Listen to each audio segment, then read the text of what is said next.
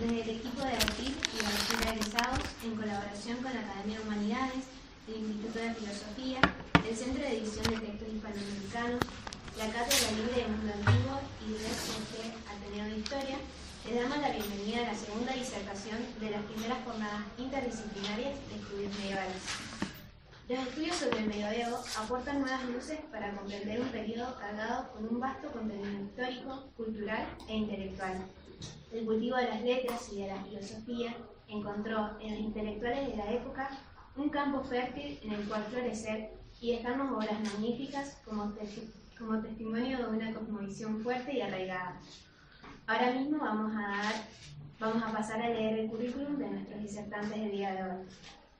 Doctor Hugo Costarelli Grande, profesor y doctor en filosofía por la Facultad de Filosofía y Letras de la UNCUYO, es profesor titular de Estética e Historia de la Filosofía Antigua y colabora en la Cátedra de Historia de la Filosofía Medieval. Es investigador categorizado, siendo su campo el de la estética antigua y medieval. El doctor Rubén Pereto Rivas, doctor en Filosofía por la Pontificia Universidad Santo Tomás de Aquino, Angelicum de Roma, y diplomado con el Diploma Europeo de Estudios Medievales. Se desempeña como profesor titular de Historia de la Filosofía Medieval en la Universidad Nacional de Cuyo, Mendoza, y es investigador principal del CONICET.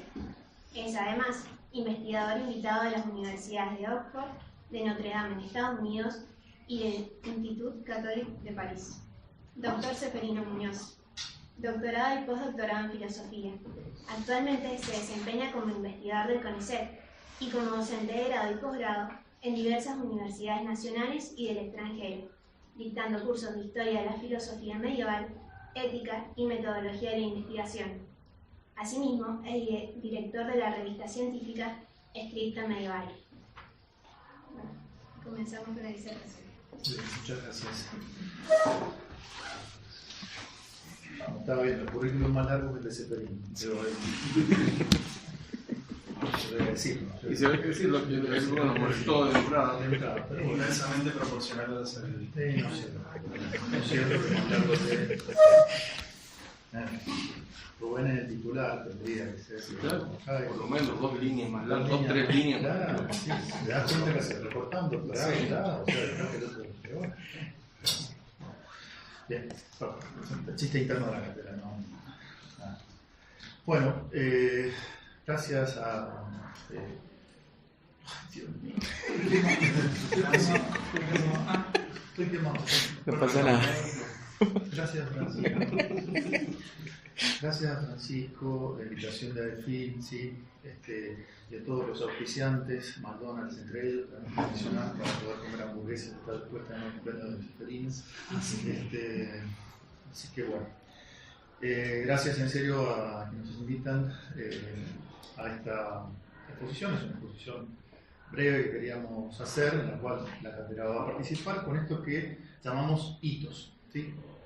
Todos saben que es un hito, una palabra castellana que lo dice que es complicada y desprolija, pero un hito es aquello que marca un camino, un sendero, un territorio, ¿sí? El territorio está igualado y de repente en medio de todo eso aparece un hito, es decir, algo que indica los límites dentro de los cuales algo se desarrolla. Bueno, esto es lo que queremos hacer, presentar algunos hitos, hay muchos más. Durante el siglo XIII no van a decir nada, y no hay toda la cátedra que se va a desarrollar, no todo el programa que hacemos, solamente algunos puntos, como para empezar a entender esta historia de la filosofía, esta filosofía medieval propiamente, que también es histórica. Y lo hemos planteado desde 3 perspectivas. Yo voy a tomar quizás la primera, por la cual les convendría empezar, que es el extraño encuentro. Mis estudiantes de medieval, que algunos están presentes, lo han escuchado ya a través de los seminarios, pero quería retomar ese tema, que es el encuentro de lo que se debe llamar filosofía pagana con filosofía cristiana, ¿sí?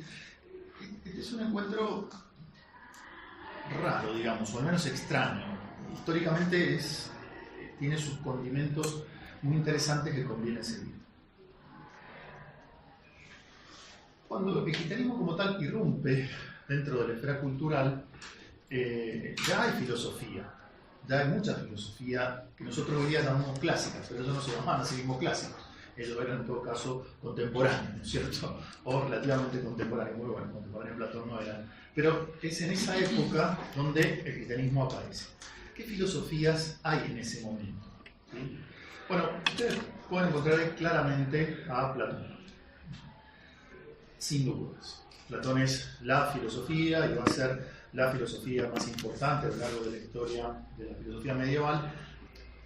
Yo creo que acá el doctor Muñoz me está diciendo, pero Aristóteles, claro, no, Aristóteles también, es cierto, pero sinceramente la matriz en la que va a ser recibido todo el aristotelismo va a ser una matriz en muchos casos aristotélica. Y pero ¿y Santo Tomás? Santo Tomás es un caso raro. Realmente es un caso raro. En general la matriz va a ser la tónica neoplatónica. Bien. El otro aspecto, o la otra filosofía que vamos a encontrar es el escepticismo. Yo no sé si ustedes conocen esa época de lo que se llama el final de la filosofía clásica, lo que se debe llamar helenismo, ¿no? Es una pena. Bueno, todo el esfuerzo filosófico que uno va haciendo en Antiguo y va viendo en Aristóteles, en Platón, que van alcanzando realmente límites filosóficos que son marcados para siempre la historia de la filosofía. Después de la muerte de Aristóteles se produce una relativa caída. Hay 1000 factores, hay profesores de historia acá presentes que pueden enunciarlo mejor que yo, pero con la aparición del imperio macedonio, la idea de una polis, que es donde se desarrollaba todo lo necesario para ser feliz, es decir, donde estaba el culto, donde estaba la vida política, donde estaba la filosofía, donde estaba el trabajo, donde estaba todo esto, ese ambiente chiquitito de repente explota y se transforma en el imperio. Y en el imperio ya no tengo a mi compañero de banco que hoy día es el gobernador de la ciudad. Está el emperador, allá, lejísimo. Está tan lejos que el individuo queda de alguna manera desenganchado a sus propios, o abandonado a sus propias posibilidades de salvación frente a un imperio que ignora su existencia. Bueno, esto permite, entre otras cosas, hay varios factores, la aparición de ciertas filosofías que son, voy a decir una palabra que no era de la época, está mal, ¿sí? Está mal, autoayuda. Es decir, ¿cómo nos arreglamos para poder llegar a hacer algo con nuestra existencia en medio de un imperio que nos desconoce completamente? Bueno, eso es lo que permite la aparición de estas filosofías. ¿Cuáles son las que aparecen? Bueno, algunas dijeron, todo lo que han dicho las otras filosofías es imposible, no se puede alcanzar la verdad, no hay caso. Escepticismo. Otras dijeron, bueno, me adelanto una, así termino con esta idea. Otras dijeron, no, lo que queda es una técnica de vida placentera en esta vida. Aprovechemos de tener estas experiencias placenteras, por supuesto con cierta mesura, porque claro, tampoco era cuestión de dedicarse, ¿no es cierto?, a consumir hamburguesas de McDonald's, según que lo cito, estaría bien, y entonces en algún momento todo ese consumo se vuelve, ¿no es cierto?, una cuestión desagradable, con lo cual tiene que haber una técnica de consumo para obtener un placer razonable durante la vida. Eso es lo que desarrolló el epicureísmo. Quizás la filosofía cristiana tuvo más enfrentada y con más molestia frente a ella, por el hecho de que el epicureísmo decía o sostenía esta tesis de que no hay dioses, algo completamente extraño para la época, y no habiendo dioses no tenía ningún sentido tener alguna virtud en esta vida salvo aquella que sirviera para obtener el mejor placer de todas las cosas. Con lo cual Epicuro decía, cuando yo estoy vivo los dioses no se preocupan de mí, y cuando yo muero yo estoy muerto, no tiene ningún sentido que me preocupe yo también por él. Con lo cual, como dice sabiamente Ricky Martin, vive la vida loca y otras cosas. La otra corriente filosófica que va a aparecer también de este grupo es el estoicismo. La estoa, en ese sentido, proponía que sí tenía que darse una técnica de vida que consistía en la virtud, pero una virtud que tenía como eje, o sea, hay muchas cosas más de la estoa, ¿eh? Yo voy a simplemente simplificar lo que me preocupa como estas técnicas de vida feliz. Lo que queda es encontrar una forma de vida que nos sumerja en la resignación, porque todo lo que pasa va a pasar, esta idea tan antigua del destino, ¿no?, de los antiguos, Como eso va a pasar, lo que a mí me queda es una resignación general, y toda la virtud está dedicada justamente a resignarse en esta situación, ¿no? Esta búsqueda de la paz de ella. No ser afectado, apathos, no ser afectado de ninguna manera por. Bueno, y teniendo todo esto, el gnosticismo. ¿Sí? El gnosticismo es viejo como el perejil. El gnosticismo sostiene en general que hay un saber secreto administrado por algunos, quien poseyera ese saber se salva, puede ser feliz, puede trascender, y en general siempre estuvo tenido el gnosticismo de un dualismo muy fuerte entre el espíritu y la materia y demás. No es la intención entrar en un detalle de todo esto, era simplemente decirle, bueno, este es el panorama filosófico al cual nos enfrentamos. Cuando irrumpe el cristianismo, y si ustedes me preguntan cuál tenía más peso, y sin duda el platonismo es muy fuerte, no bajo la forma de un platonismo directo, sino un platonismo llamado neoplatonismo. Vamos a encontrarlo bajo la figura emblemática de Plotino, por ejemplo. Bien, en ese contexto irrumpe el cristianismo, y les decía que el cristianismo no causa buena impresión, digamos, en el ambiente cultural y mucho menos en el ambiente político. Empezaron a haber muchas acusaciones en contra de los cristianos, ¿sí? Las voy a sintetizar rápidamente para llegar al tema. Primero, se les dijo que eran ateos, ¿sí? Yo sé que esto suena raro, pero se les llamaba ateos porque, claro, ellos no creían en los dioses del imperio, por lo cual no tenían al César por Dios ni a todos los dioses que albergaba, corregime, el panteón. ¿Sí? Sí, estaban ahí, ¿no es cierto? Claro. Estaban En Roma. en Roma, exactamente. Enfrente de una cafetería muy buena, ¿no es cierto? No está hablando. Un restaurante muy bueno. Rubén es nuestro representante en Europa, ¿no? Sí. Por eso la cátedra tiene tanto oro, ¿no es cierto? Bueno. La otra acusación que había contra los cristianos es que eran antropófagos. Claro, el pagano escuchaba que comían el cuerpo de Cristo en sus reuniones, con lo cual esto lo tomaban literal, ¿no? Y por eso los llamaban antropófagos. También los llamaban malos ciudadanos. ¿Por qué? Y porque, claro, no tomaban al César como una divinidad, con lo cual había ciertas actividades propias de la ciudadanía que ellos de las cuales no participaban, cultos públicos al César, ¿entienden? Entonces, eso les complicaba su existencia dentro del sistema, en este caso romano. Pero la acusación que a nosotros nos preocupa es esta. Gente ignorante, digamos, o sea, gente que, ¿dónde había avanzado el cristianismo? Y entre las clases más bajas, decían los paganos. Esto es cierto en el comienzo, ¿sí? Pero no así con el tiempo, digo, con el tiempo siglo II, ¿no? Donde muchos paganos formados en las grandes escuelas intelectuales de la época, Alejandría o Antioquía, la otra, ¿no? Son las dos, la escuela de Alejandría y la escuela de Antioquía. Sí. Sí. En esas dos escuelas se convierten al cristianismo, o venían de familias cristianas y tomaban esa formación. Con lo cual, este nuevo grupo de intelectuales empieza, a tener que ver qué hace con toda esa tradición filosófica respecto de su saber cristiano. ¿Se entiende? Donde tienen que empezar a congeniar elementos como el alma es eterna en Platón. Quienes han pasado por Antigua saben que Platón sostiene la eternidad del alma. Pero el cristianismo les dice, en Génesis 1 y Chauchas, que Dios creó a Adán.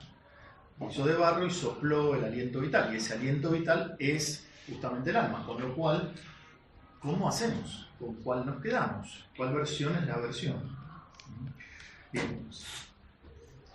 Esto termina haciendo que ante los paganos, los cristianos son vistos, o la filosofía cristiana, es decir, ya nos quedamos dentro de este grupo de intelectuales cristianos, o sea, que saben o que se han formado en el paganismo, pero se han convertido al cristianismo.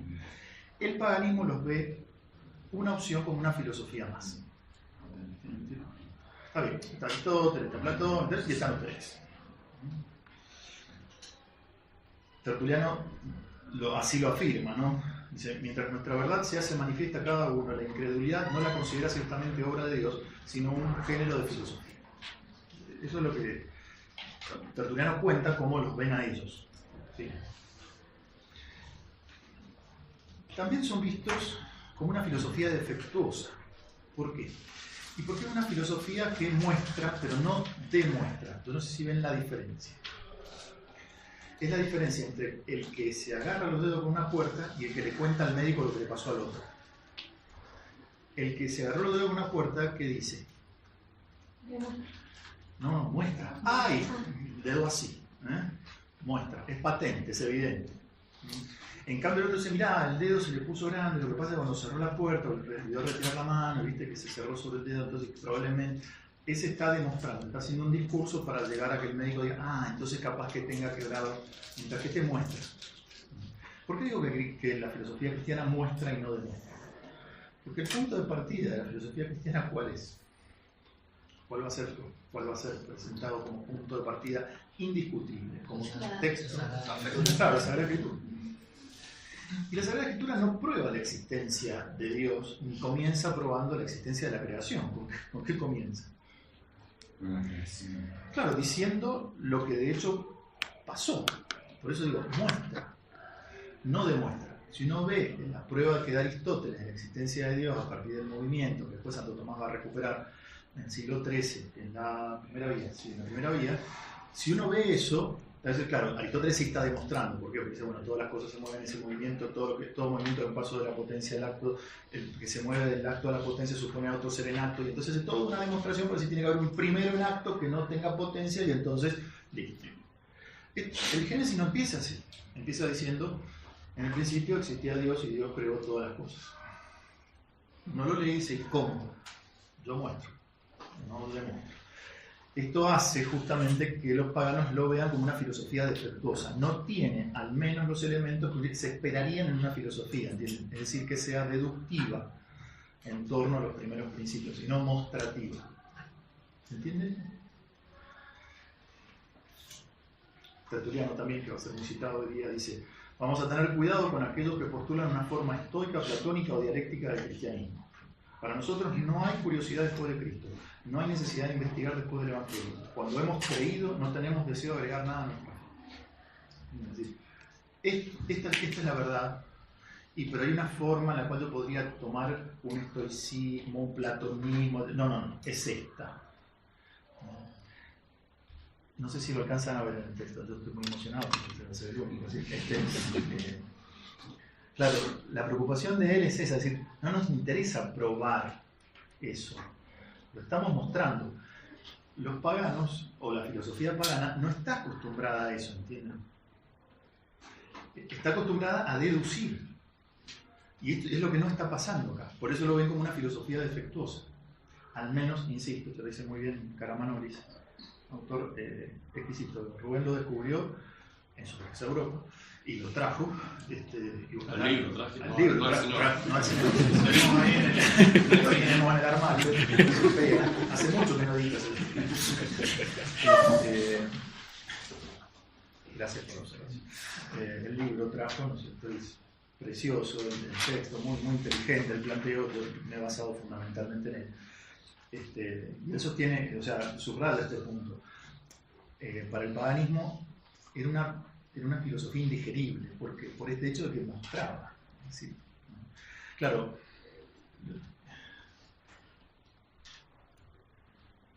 hay puntos en los cuales el mismo Aristóteles dice, no se puede demostrar todo. Aristóteles dice, hay cosas que se tienen que ver o no se ven, y el que no las ve, y es que tiene un problema, o sea, no. Y el ejemplo que pone es el principio de no contradicción. Uno lo puede enunciar difícil, hacer importante y decir es imposible que algo sea y no sea al mismo tiempo bajo el mismo respeto. Entonces usted se siente sonso, porque ¿qué dijo este tipo? Pero se lo digo más sencillo, es imposible que la hamburguesa de McDonald's tenga y no tenga a la vez y al mismo tiempo y en el mismo sentido mayonesa. O sea, pues usted va y se queja, tiene mayonesa. No, sí tiene mayonesa, no puede ser que a la vez y al mismo tiempo. El principio de no contradicción. Ese se entiende o no se entiende, se ve o no se ve, no se demuestra. En todo caso se ejemplifica. La otra acusación o observación, al menos como los paganos veían la filosofía cristiana, es como si ellos fueran ladrones. ¿Por qué? Y porque el cristianismo para ellos habría robado de su filosofía un montón de elementos. Autopotencia, la teoría del alma, en fin, todo esto habría sido tomado, quizás autopotencia no es el más feliz de los ejemplos, pero al menos la existencia del alma, la trascendencia del alma, son todos elementos que el cristianismo habría tomado de la filosofía platónica o de otras filosofías. La teoría de la virtud de Aristóteles, del estoicismo. Con lo cual, no sería más que un compendio ecléctico. ¿Entienden? Es decir, tomamos pedacitos y armamos esta filosofía con los pedacitos que me parecen simpáticos y más o menos coherentes de toda esta gente. Una especie de ensalada rusa. Clemente, a propósito de eso, dice: así digo también que está mejor instruido quien dirige todos sus esfuerzos a la verdad, recogiendo adecuadamente cuanto de útil tiene la geometría, la música, la gramática y la misma filosofía.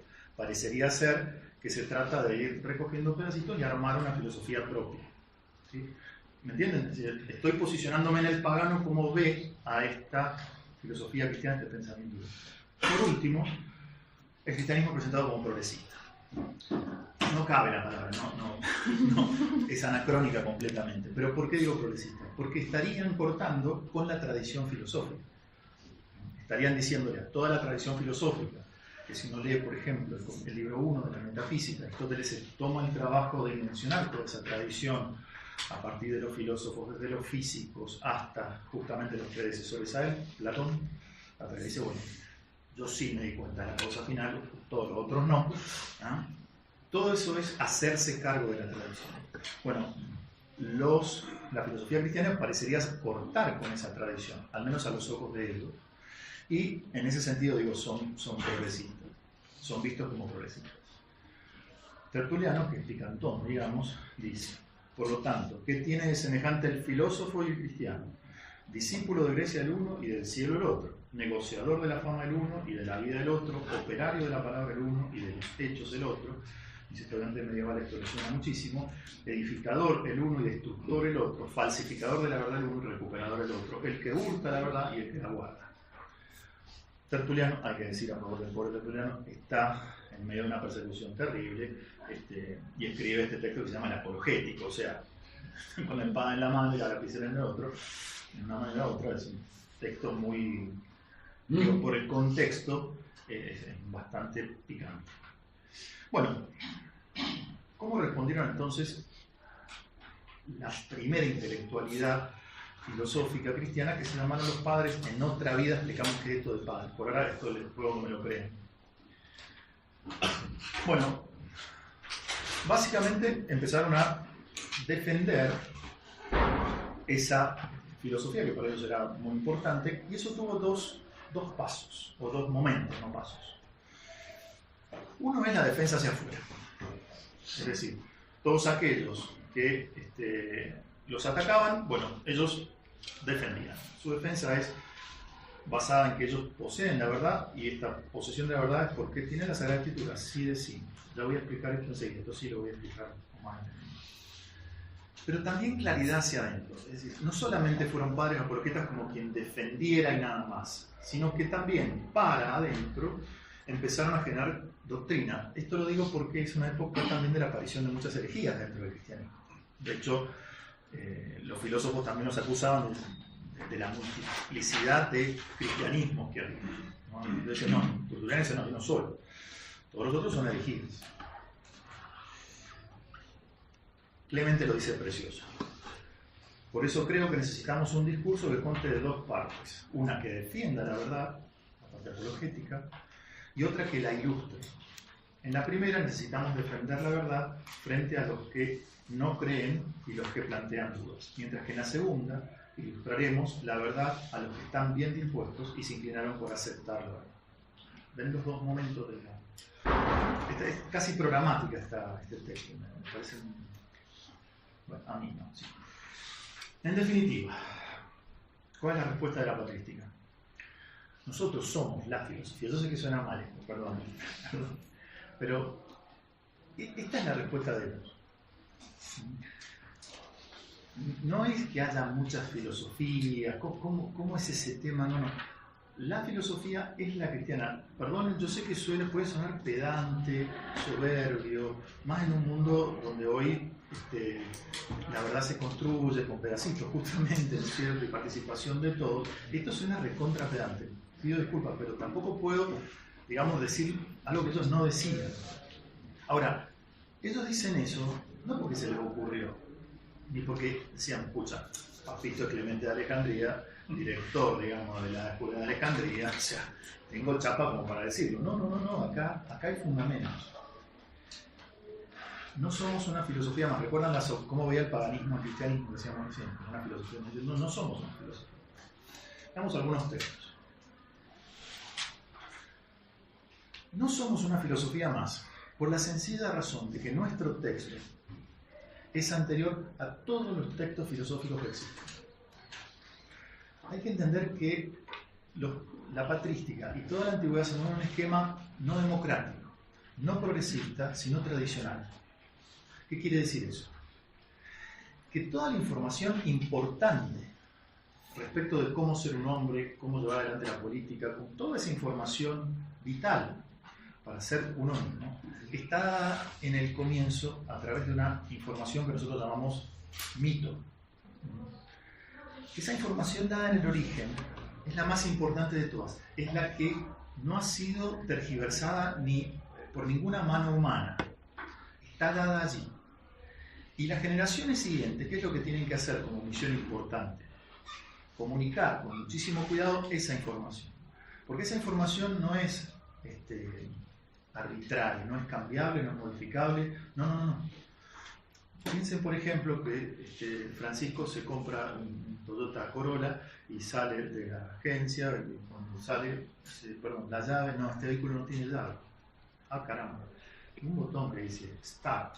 Ah, para estrellas. No, Start, no Stars. Ok. Toca, arranca. Hace 3 cuadras, vuelve caminando.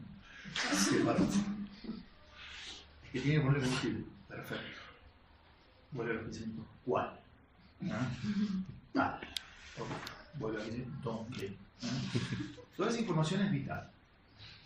Francisco la recibe del fabricante, de Don Toyota, ¿sí?, que le ha entregado esa información fundamental. Él la utiliza y anda con nosotros. Siempre que respete la información, el vehículo le va a entregar lo que el vehículo puede entregarle como la mejor versión de ese vehículo. Ahora, cuando Francisco diga, si le pongo dulce de leche a nafta súper, que hace más dulce, le pongo un poco más de chévere al ruido del motor, ¿qué va a pasar? Va a empezar a arruinarse, ¿sí? Al revés, Francisco finalmente tiene hijos y le entrega a sus hijos el Toyota Corolla y le dice, ya, este Toyota Corolla, esto de 2024. Papá, estamos en el 2059, no importa, yo te lo entrego. Acordate que para arrancar es con el botón ese, sí, está. Los autos ya no arrancan, sí, papá, basta pensarlo. No importa, acordate cómo tenés que apretar. Esa información es importantísima. ¿Por qué? Porque permite que el chico siga sacando del auto lo mejor que el auto pueda dar. ¿Entienden? Bueno, esa información es tradición. Si alguno de los chicos en esas generaciones siguientes, con este Toyota maravilloso que va a llegar a la 3ª generación de la familia de Francisco, se le ocurriera introducir una deformación en esa información, ¿qué va a pasar? Claro, puede empezar a conspirar contra la plenitud del vehículo. Una sociedad tradicional, ¿entienden?, se mueve así. Ahora, no hace, entonces, ¿qué hace? Solamente comunica. Lo que recibe no se toca y en todo caso lo despliega, pero el núcleo fundamental no se cambia. Francisco lo lavaba con vinagre, el auto. Bueno, en 2050 aparece un líquido que agrega brillo más fácil. Bueno, podemos hacer eso, pero el combustible es siempre el mismo. ¿Entienden? La tradición en ese sentido recibe esa información, la conserva y agrega, suma, pero no la discute a esa información. No sé si se entiende. Que es la actitud justamente de la modernidad, que es, ante el conocimiento recibido, ese conocimiento recibido no es bueno, porque es viejo. Ser viejo es una maldición, entonces hay que dejarlo de lado y hacer algo nuevo, mejor que esto que es viejo, exprimido, pasado, obsoleto. Bueno, esa lógica, que es en la que se mueve la sociedad actual, ¿sí?, que nos movemos hace mucho tiempo, no es la lógica de una sociedad como las antiguas. Con lo cual, la información del origen es muy importante. ¿Quién tiene información mejor? El que tenga información más cercana al origen. ¿Se entiende por qué? Bueno, ahí está la cosa. Cuando los padres de la iglesia se enfrentan a los otros intelectuales de la época, dicen, pero nosotros tenemos la información del cocinero, ¿entendés? O sea, de Don Toyota. ¿Sí? ¿Por qué? Y porque esa información la recibió allí Adán y Eva. ¿Por qué? Porque el texto de la Escritura dice que Dios hablaba con Adán y Eva, ¿sí?, en el paraíso. Si esto es cierto, y no es un cuentito, esto es cierto. Y esa información que recibe Adán y Eva es información vital. No hablaban de cómo salió el partido River y Boca, ¿entienden? No hablaban de eso. No hablaban de, che, podríamos poner un arbolito acá, qué sé yo, no sé si te ocurre algo con bolas naranjas. Hagamos un naranjo, ¿qué es eso? No, era información central acerca de cómo ser un hombre. Cuando Adán y Eva tienen sus hijos y son expulsados del paraíso, son los primeros que ellos perciben, son los únicos dos humanos, seres humanos, que perciben la diferencia entre pre y post. La preocupación de decirle a sus hijos, mirá, esto era así. No, papá, así. No, papá, nada. Esto era así. ¿Entienden? Ese es el saber tradicional que se comunica, la preocupación de eso que cuenta Castellani, la forja, bueno, está en la humanidad, no cuenta Castellani, pero está en la humanidad, la forja de estructuras rítmicas para conservar adecuadamente esa información, ¿no? ¿Lo conocen eso? No importa, bueno, sigo porque me están mirando acá peligrosamente tocó apretó para que bueno. Okay. Esa información entonces originaria, inicial, es anterior a toda filosofía. Por eso tiene más peso, ¿entienden? Explicativo. ¿Cómo explicativo? Sí. Como es la información de quienes estuvieron en el momento de los hechos, no demuestran, muestran, relatan. ¿Se entiende? Bueno. Acéptenme la lógica de los padres para que vean que no es una locura lo que están diciendo, ¿no? Claro. Todos los platonistas posteriores toman el texto de Platón y dicen, claro, Platón decía esto. Nadie discute que el texto está diciendo lo que decía Platón, salvo algún alemán del siglo XVIII. Pero hasta ese punto nadie lo está discutiendo. De la misma manera se presentan los cristianos. Ese texto nadie lo está discutiendo. Es cierto. ¿Se entiende? ¿Por qué hago toda esta explicación? Porque claro, ustedes dicen, pero es un texto, que se lo puedo creer, no creer, está todo bien. Es que para ellos era un texto histórico, era información real, no era un texto místico, especulativo, eran datos históricos. Esto pasó, es como leer el diario de hoy, de lo que pasó. Bien, sobre eso entonces, ese va a ser el punto más importante de su filosofía. Por eso Tertuliano dice, aún me ayuda la ya afirmada antigüedad de la Sagrada Escritura para hacer ver fácilmente que ella ha sido el manantial del que brota toda posterior sabiduría. Si hay alguna otra sabiduría, parte de la Escritura, brota de la Escritura. Platón brota, sí. Pero y para ahí también. Todos. Si hay alguna nota de sabiduría, esa está brotando de allí. ¿Por qué? Porque es posterior. Ese es el argumento. No dependen de alguna manera de ellos. ¿De dónde, os pregunto a vosotros, sacaron los filósofos y los poetas cosas tan semejantes a las nuestras? Está bueno el argumento, es fuerte.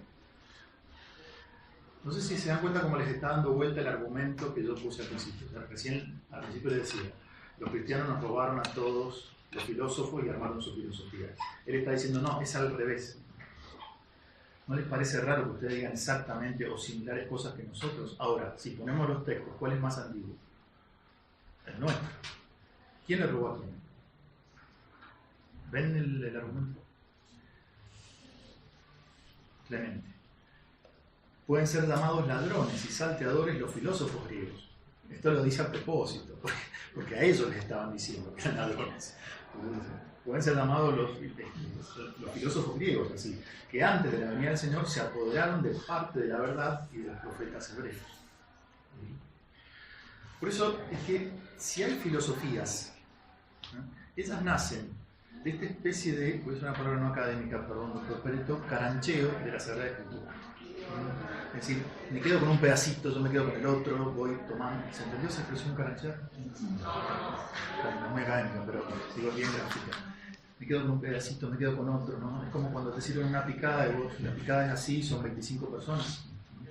Uno saliste feliz con un pedazo de salame, el otro con un pedazo de queso, el otro metió una ramita pobre, ¿no es cierto?, de apio, y va triste, ¿no es cierto?, rumbo al suicidio. Bueno, esa, quedarse con la parte, ¿ah?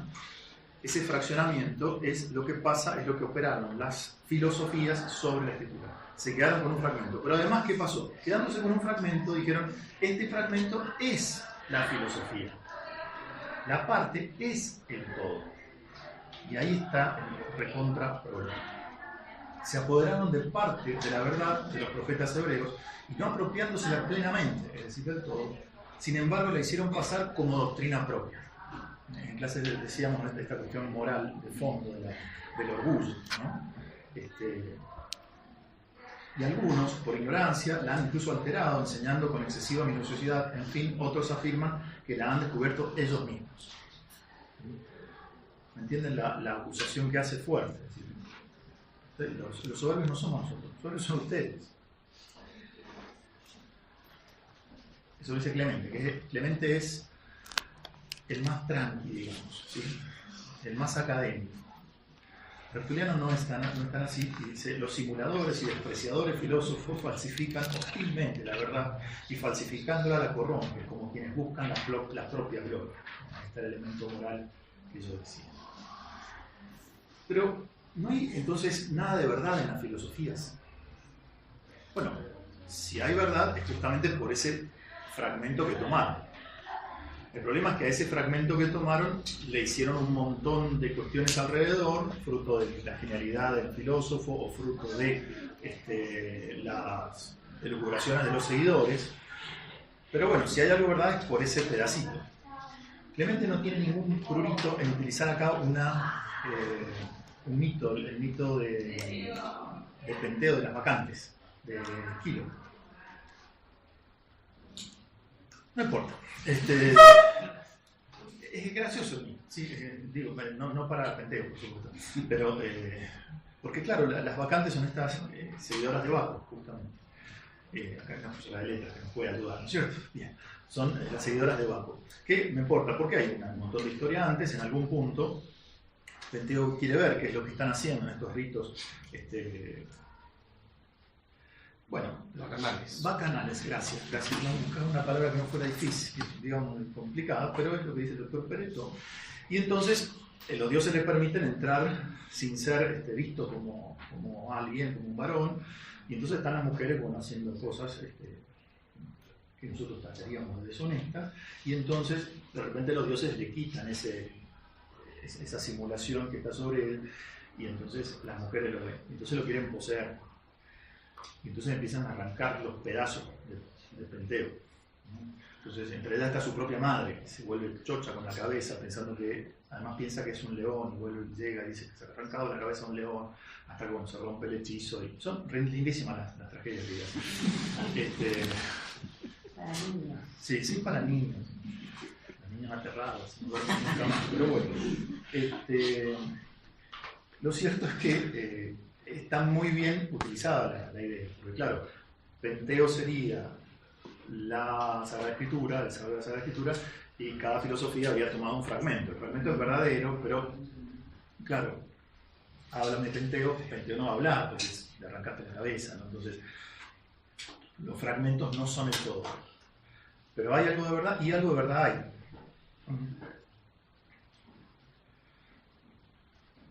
Esos fragmentos, decía, son verdaderos y la explicación que desarrollan los padres tiene que ver con un término técnico que se ha hecho técnico después, que es el logos con las semillas del verbo.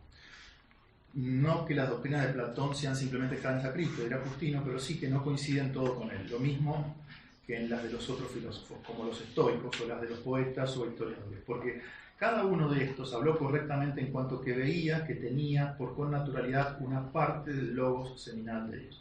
Esta expresión logos seminal tiene que ver con el hecho de la creación. Cuando el Logos divino, el Verbo, crea, al crear en cada una de las cosas, al pensar de la patrística, bueno, en toda la tradición cristiana, deja un elemento de verdad.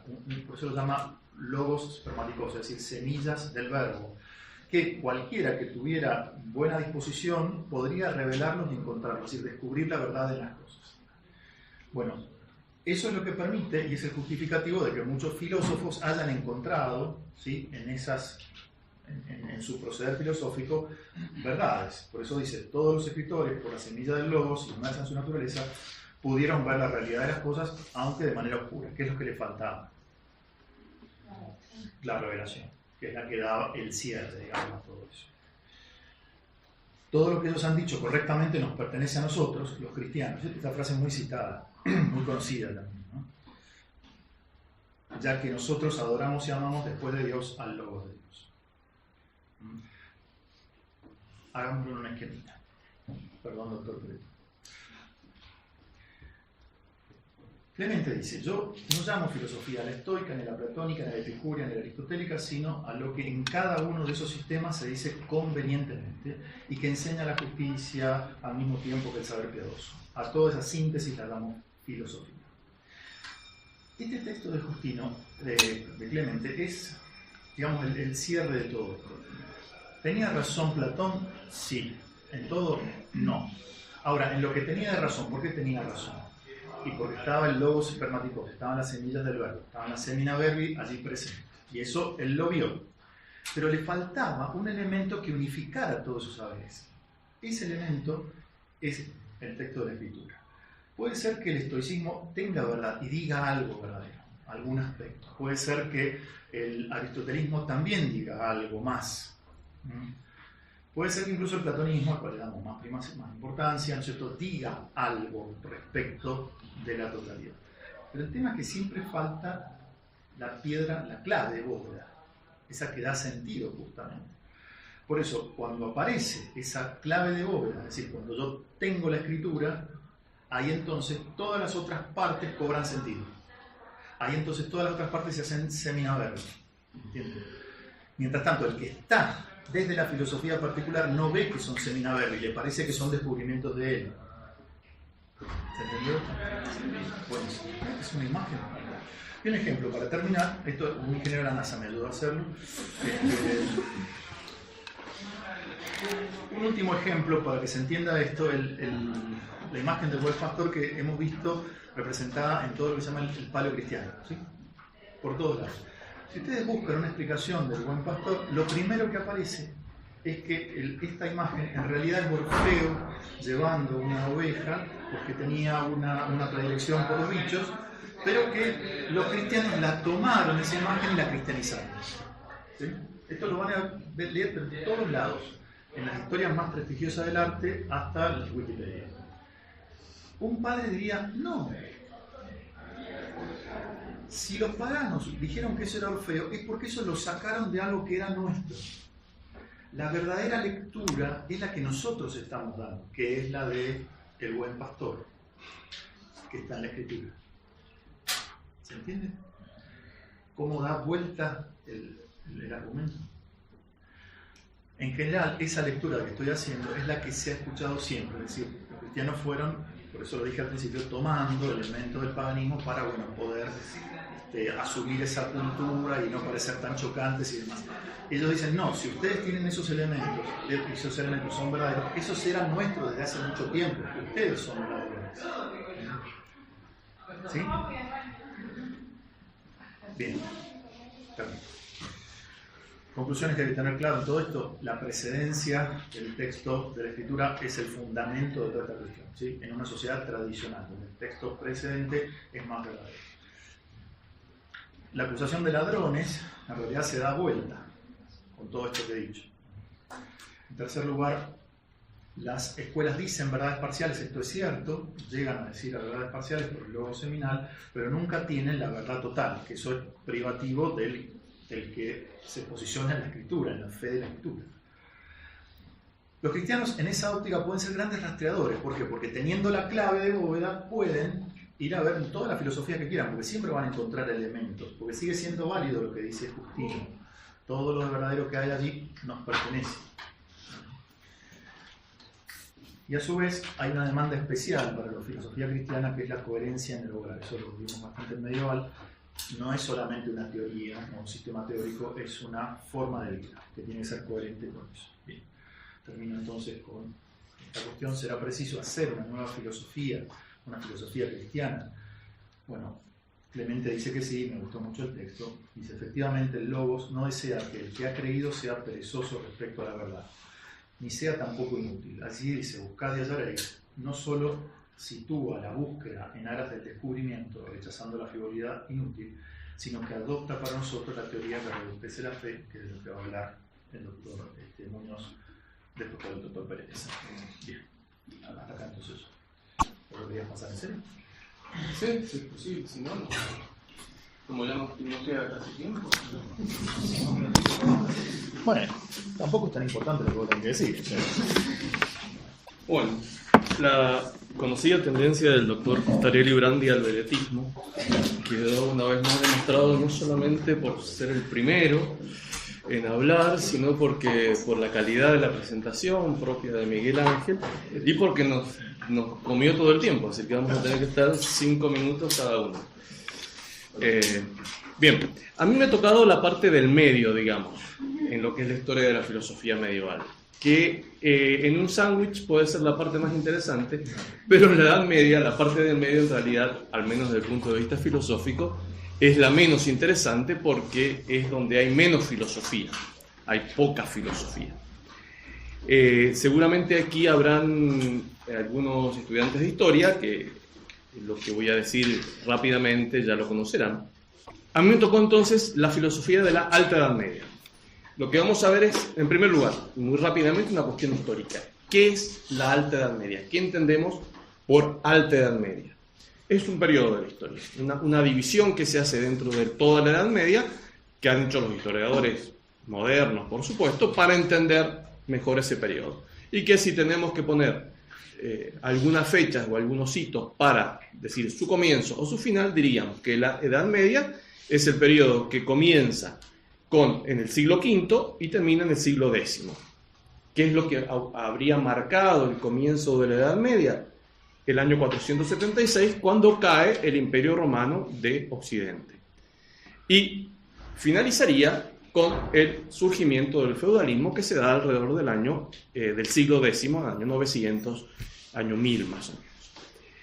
Las características que va a tener este periodo es que entre este siglo, el siglo V y el siglo VIII más o menos, es un periodo de dispersión de toda Europa. Dispersión, me refiero a dispersión política, lo cual va a traer aparejado también un debilitamiento o casi desaparición de lo que es la educación, de lo que es la cultura, de lo que es el arte. ¿Por qué? Y porque no había estructura política para sostener eso, porque el imperio había desaparecido y Europa era fundamentalmente, me refiero a Europa occidental, ¿no es cierto? Toda la zona de Occidente, Oriente era otra cosa, pero la zona occidental era un mosaico de tribus, piensen, los lombardos, los visigodos, los ostrogodos, los vándalos que estaban en el norte de África, los érulos y muchísimos más, los francos. Un mosaico de tribus que no tenían ningún tipo de organización política y que en definitiva la organización y el mínimo de estructura política y social la va a dar la Iglesia a través de los obispos, que van a tener que asumir también funciones administrativas, y de los monasterios, que ustedes saben, va a ser el lugar donde se conserva la cultura y donde va creciendo y desarrollándose la cultura. Entonces, en este periodo de la filosofía, o este periodo de la historia, entre el siglo V y el siglo VIII, más o menos, se escribe mucho, pero no hay demasiada originalidad. ¿Por qué? Porque no había estructura, no había sostén social para pensar con originalidad. Thomas Hobbes va a decir mucho más adelante, primum vivere de inde philosophare, ¿no? O primum panem de inde philosophare. Primero tengo que vivir, primero tengo que comer y después voy a filosofar.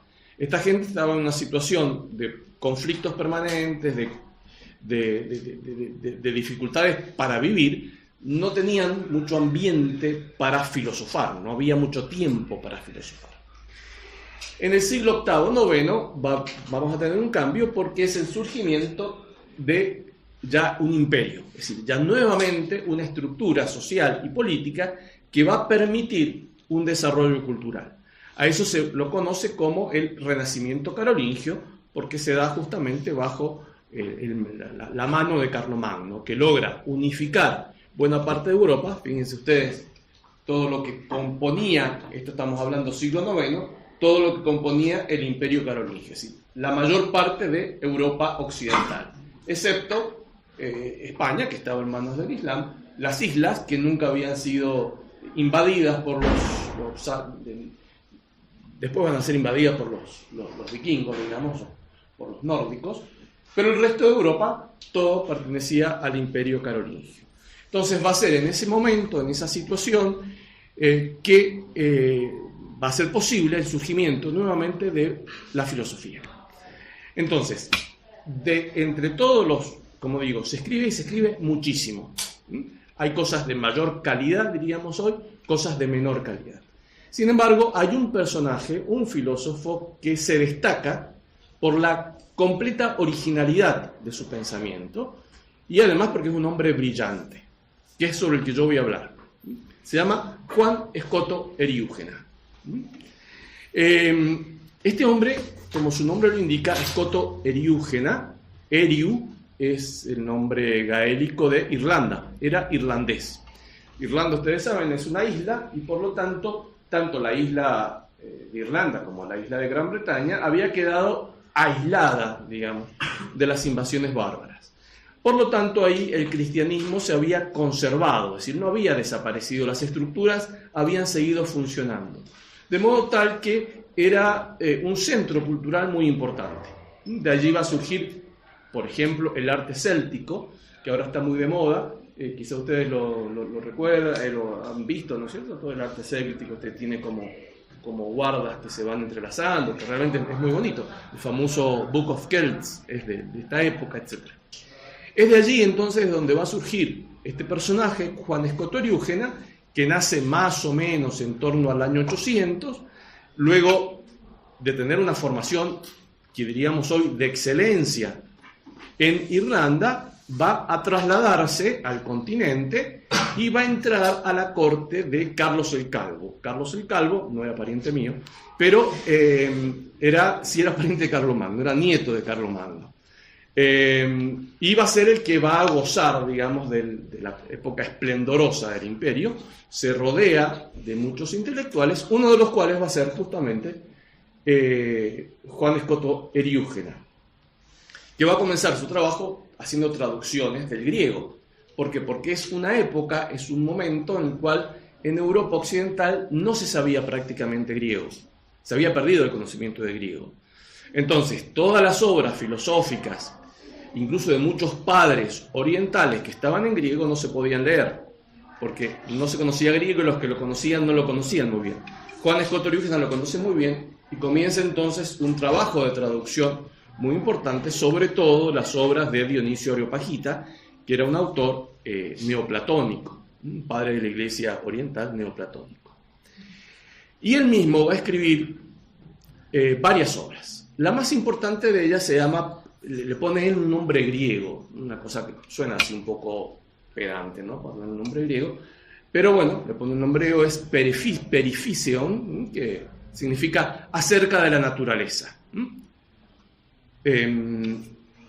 La obra está escrita en latín, pero tiene este nombre griego. Escoto Eriúgena, por motivos que enseguida vamos a leer, mejor dicho, en sus textos, uno se va a dar cuenta que va a llegar un punto que se va a tener que ir de la corte de Carlos el Calvo y regresar a Inglaterra. Eso parece. Además que era un hombre que daba la impresión de que no era un hombre que tenía buen trato. De hecho, un cronista de la época, que se llama Guillermo de Malmesbury, dice lo siguiente en su crónica: Apoeris quos tocebat grafiis percussus, describiendo la muerte de de Scoto de Eriúgena, que no sé si hay alguna latinista que lo pueda traducir, ¿no? Fue Percussus golpeado hasta morir por los adolescentes a los cuales enseñaba con sus instrumentos de escritura. Sí. Sería, como profesor, sería tan insoportable que lo mataron con las virómenes. Escribían con plumines, no, plumas o estiletes que eran de madera. No sabemos si es verdad o si es mentira, pero obviamente era un personaje complicado. Bien, pero lo que a nosotros nos interesa, más allá de su muerte, es su filosofía, que realmente es muy interesante. Este libro Periphicion, que lo vimos hace un par de semanas con los chicos de filosofía, así que lo que voy a decir ustedes ya más o menos lo saben. Es un libro, un señor libro, no un folletín, un señor libro muy largo, donde él desarrolla un sistema filosófico completamente original, que incluso va a tener repercusiones que hoy, desde lo contemporáneo, decimos, pero estos son planteos contemporáneos. Bueno, estos planteos contemporáneos ya los tenía Scoto Eriúgena, sin perder el aspecto tradicional del que recién hablaba Hugo. Entonces yo he preparado 3 textos para que leamos y veamos algún aspecto de la filosofía de Eriúgena. El primero es la relación entre razón y fe. Recién Hugo ha estado explicándonos cómo esta discusión que se da entre los filósofos paganos, digamos, y los padres es la discusión protagonista de los primeros siglos. Fue protagonista en los primeros siglos, pero el tema continúa. ¿Sí? El tema no se pierde en la Edad Media.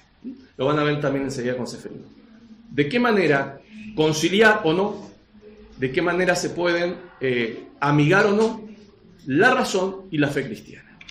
Entonces, en el tercer libro del Periphicion dice lo siguiente: yo no diría que este mundo haya sido constituido más allá de la inteligencia de la naturaleza racional, puesto que ha sido hecho por causa de ella. La divina autoridad no solo no prohíbe, sino que exhorta a investigar las razones de las cosas visibles e invisibles. Él antes había dicho una cosa: las fuentes del conocimiento son 2. La primera es la Sagrada Escritura. Esto lo ha recibido, recién lo vamos a ver. La Sagrada Escritura es el primer modo que nosotros tenemos de conocer, de llegar a la verdad, de hacer filosofía. Por supuesto que él va a decir, la Sagrada Escritura tiene 2 sentidos.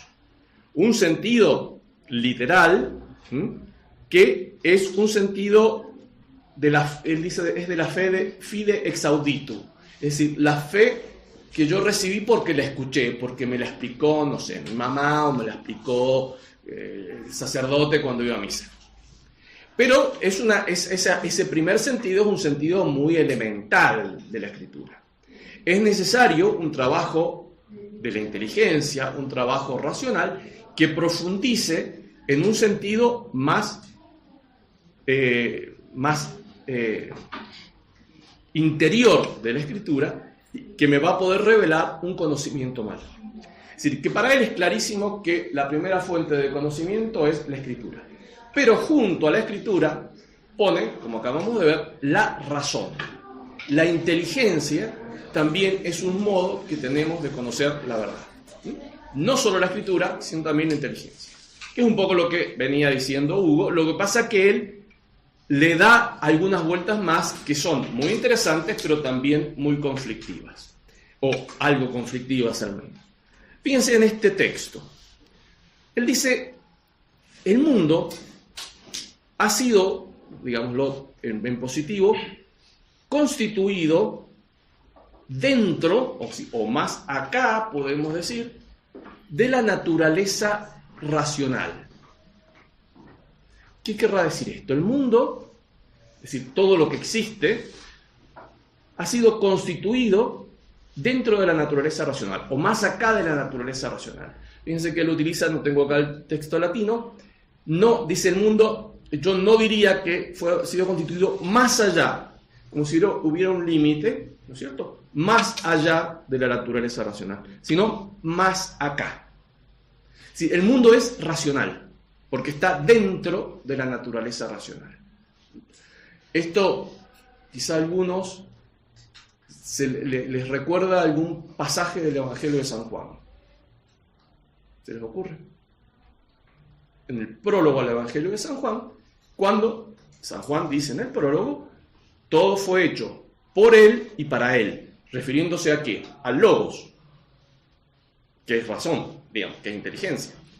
Es decir, aquí Scott Eriugena no está diciendo nada raro, está siguiendo la Escritura, siguiendo el texto de la Escritura, está hablando y está escribiendo para un ámbito cristiano, y él dice entonces, todo el mundo, todo lo creado, ha sido creado dentro del ámbito de la razón. Por lo tanto, puede ser entendido. Por lo tanto, yo, con mi razón, voy a ser capaz de entender y de dar razón de todo lo que está más acá, ¿sí? De todo lo creado del mundo. Puesto que ha sido hecho, se refiere al mundo, por causa de ella, un poco lo que recién decíamos. Todo fue hecho por Él y para Él. Sí, ha sido el Logos el que ha hecho el mundo. Por lo tanto, el mundo es racional. El mundo está dentro del ámbito de la razón. Yo voy a poder explicar con mi razón, ejerciendo mi razón, voy a poder explicar y voy a poder llegar a la verdad a partir de todo lo que hay en el mundo.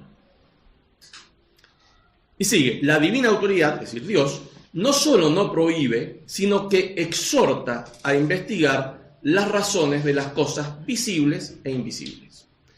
Está diciendo, a ver, todos los hombres están animados, exhortados por Dios a investigar y a tratar de entender ya no solamente las cosas visibles, es decir, ya no solamente lo que es el árbol, o lo que es el perro, o lo que es la montaña, que eso también, sino también las cosas invisibles. ¿Sí?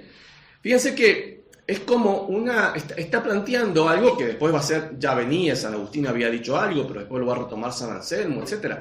Y Santo Tomás, la necesidad o la inclinación, pero una inclinación que en definitiva tiene un origen divino, por el cual el hombre tiene que conocer.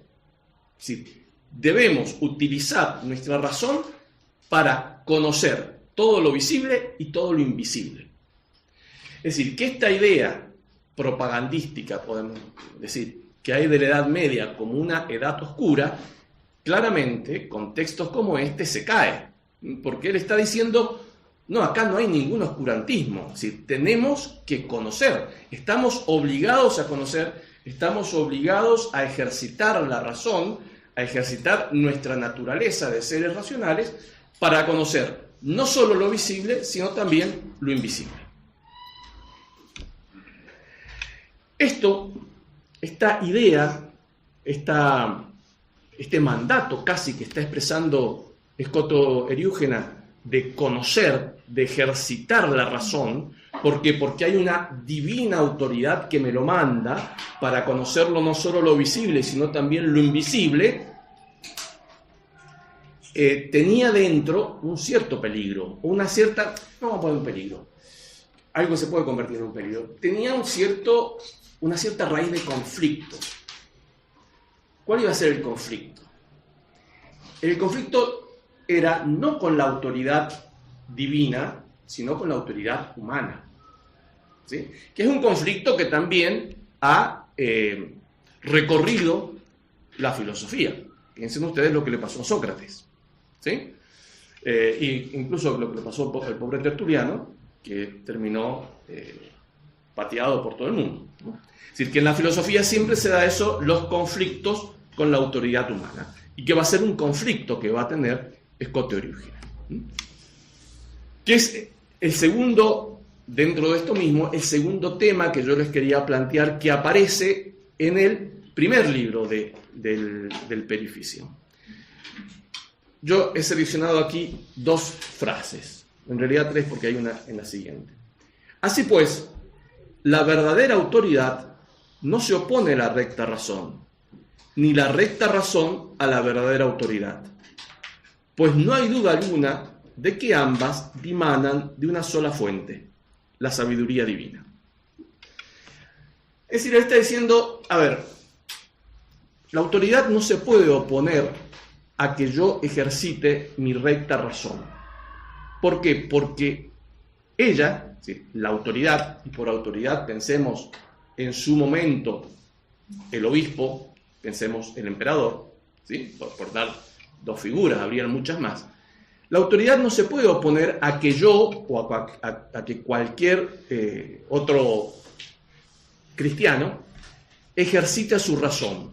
¿Por qué? Porque el resultado de este ejercicio de la razón nunca puede ser contrario a esa autoridad. ¿Por qué? Porque ambas tienen el mismo origen.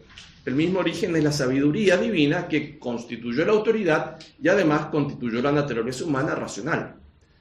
Es decir, él está diciendo o está queriendo fundamentar de alguna manera que, o advirtiéndole, si ustedes quieren, a las autoridades humanas, diciéndole, cuidado, que yo no quiero decir algo, o lo que yo diga que si es conforme a la recta razón, no va a estar nunca en contra de lo que ustedes digan, porque tiene un mismo origen. Y le aconseja, porque este libro, Perificion, está escrito a modo de diálogo, como las obras de Platón, entre un discípulo y un maestro. Entonces le dice, el maestro le dice al discípulo, que ninguna autoridad te aparte de aquellas cosas que la razonable persuasión de la recta contemplación te ha enseñado.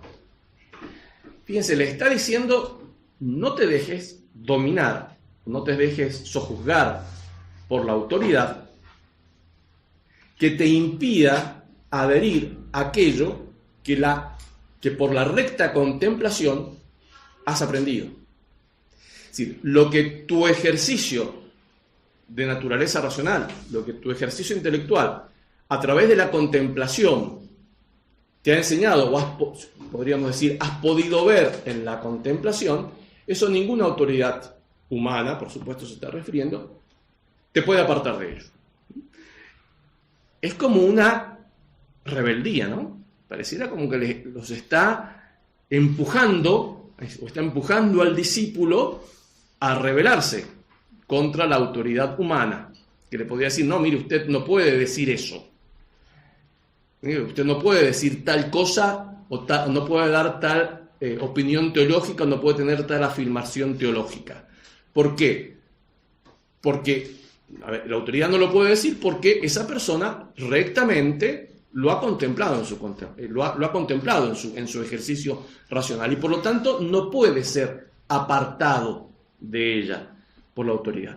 En un primer momento esto parecería entonces que hay en Scoto Eriúgena un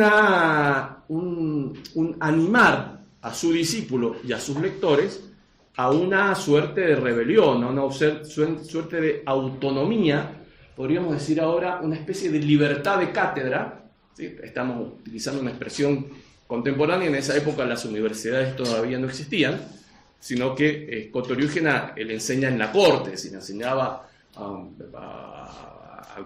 grupos de personas, pero no eran propiamente una universidad.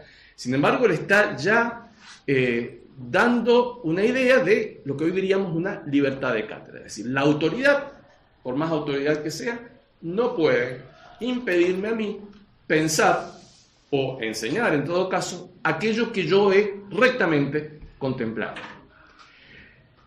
Por supuesto que esto, si lo leemos y lo dejamos aquí, causa un poco de extrañeza, ¿no? Y como diciendo, a ver, nuevamente lo que yo les decía recién, frente a la imagen de una Edad Media oscura, sojuzgada, uno lee este tipo de afirmaciones, uno dice, bueno, pues no era tan así. Realmente aquí estamos viendo de que hay un personaje que ha tenido y tiene la libertad y la valentía de una cierta oposición a la autoridad. Y así también lo entendieron varios de sus contemporáneos, y por eso es que él se tuvo que ir de la corte de Carlos el Calvo, ¿no? Porque no gustaba mucho esto que decía. Sin embargo, hay una vuelta aquí que quizá la podamos ver. Dice, la verdadera razón, puesto que subsiste inmutable y fundada sobre sus virtudes, no precisa ser corroborada por las afirmaciones de ninguna autoridad. Ninguna otra cosa, pues, me parece ser la verdadera autoridad, sino la verdad descubierta por virtud de la razón y consignada por los santos padres en sus escritos para provecho de la posteridad. Yo creo que aquí, y con algunos otros textos que por una cuestión de tiempo no he podido poner, que él matiza y equilibra esta primera postura que yo les he mostrado de una cierta autonomía y de una cierta rebeldía con respecto a la autoridad.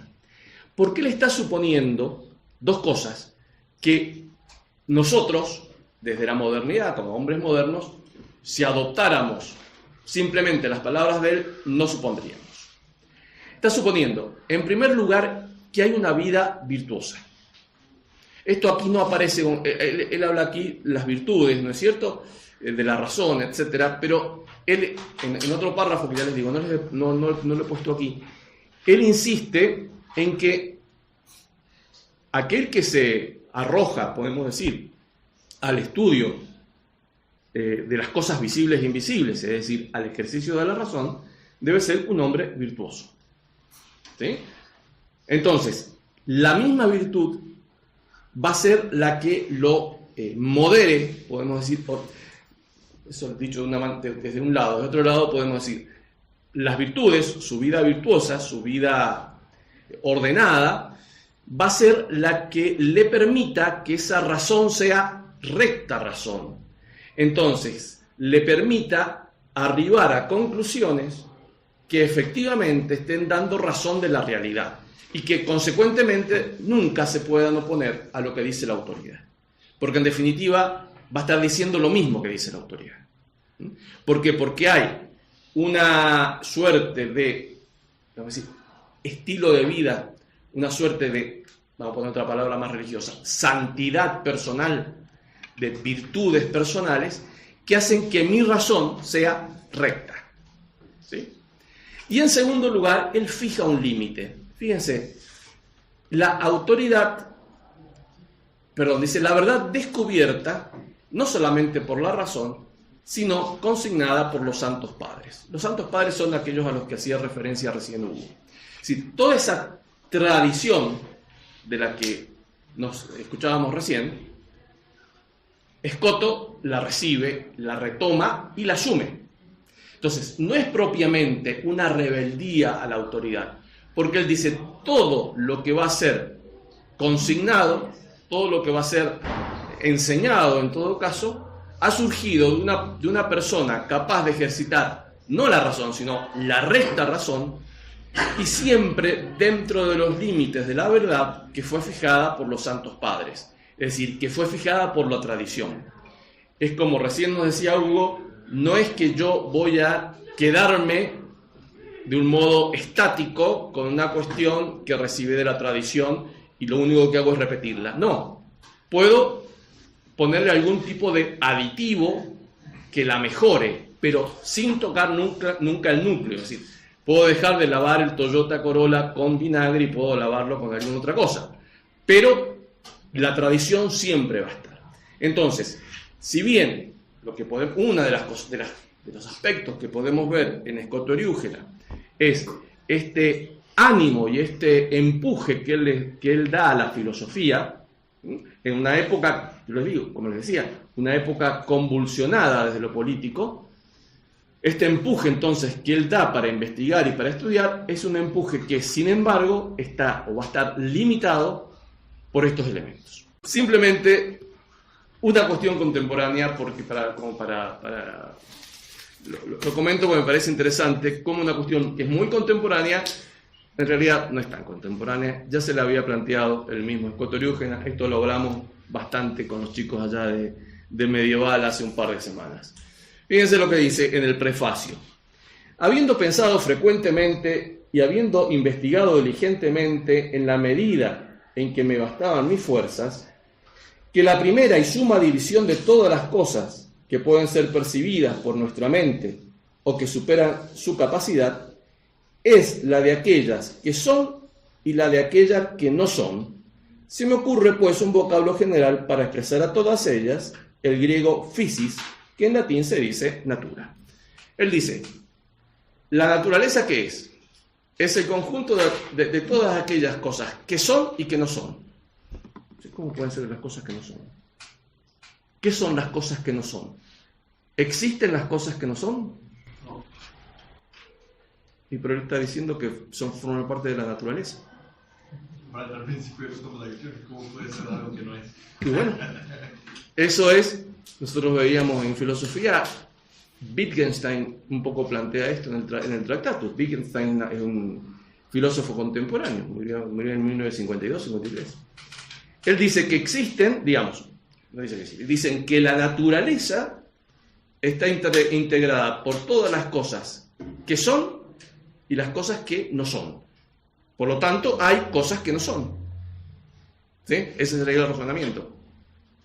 ¿Cuáles son las cosas que no son? Él dice cuáles son las 5 cosas que no son, que no vamos a entrar en eso, pero ¿cómo puede ser que hayan cosas que no son? O de otra manera, ¿cómo puede ser que dentro de la naturaleza hayan cosas que no son? Dicho de otra manera, las cosas que no son, o el no ser de Eriúgena, ¿es absoluto o relativo? Es relativo. ¿Relativo a qué? ¿Qué les parece? A la razón, al conocimiento. ¿Sí? Lo que él va a decir, y esto es muy contemporáneo, fíjense que él está hablando en el siglo VIII, lo que él va a decir es, las cosas que yo no conozco, a ver, el conocimiento es el que fija el límite de lo que existe. Pero esto no significa de que lo que está más allá del conocimiento no exista, sino que yo no lo puedo conocer, que es otra cosa. ¿Sí? Apliquémoslo al caso de Dios, que es donde él se va dirigiendo. Más allá de que Dios para él es parte de la naturaleza. Pero apliquémoslo, ¿yo a Dios lo puedo conocer? No, a Dios no lo puedo conocer. Entonces, un positivista, ¿qué diría? No existe. ¿Por qué? Porque no lo puedo conocer. ¿Qué dice Scott Eriúgena? No, que yo no lo pueda conocer no significa que no es. Significa que no lo puedo conocer, es decir, significa que no puedo hablar de él. Pero no significa que no exista. Son cosas distintas. Esto lo plantea Wittgenstein, que va a decir, el lenguaje es el que me permite a mí nombrar todo aquello de lo cual tiene sentido hablar. Aquello de lo cual no puedo decir nada, es porque no tiene sentido hablar. Y de lo que no se puede hablar, dice Wittgenstein, la famosa frase, mejor es callar.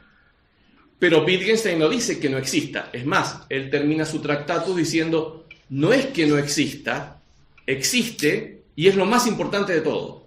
Es decir, lo que está más allá del lenguaje, lo que está más allá del conocimiento, aquello que no puede ser expresado, es decir, en términos de Scott Eriúgena, lo que está más allá de la physis, de la naturaleza, que podríamos decir es el no ser, en realidad es el ser, y es el ser, digamos, el ser más importante de todos, ¿no? Esto lo diría Wittgenstein, no lo dice Scott Eriúgena.